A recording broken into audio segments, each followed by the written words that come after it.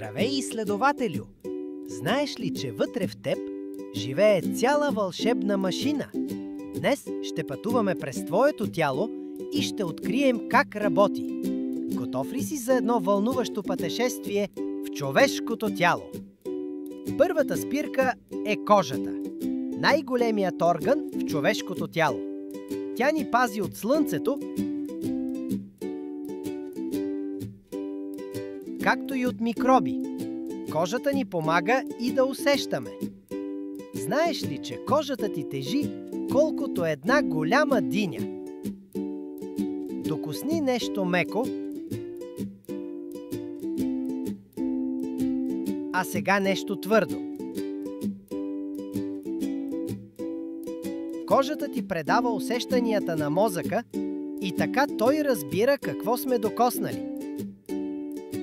Под кожата ни е скелетът.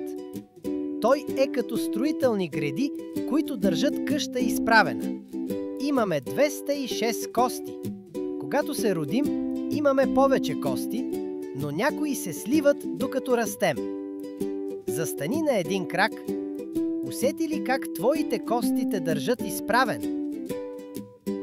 Мускулите са като ластици.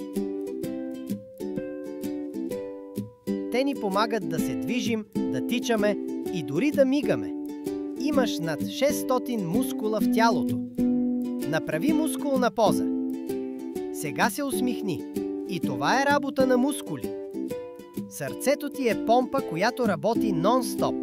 Изпраща кръв до всяко ъгълче на тялото ти. Дори до пръстчетата, благодарение на нашата кръвоносна система. Сложи ръка на гърдите си и почувствай туптенето. Това е твоето сърце in действие.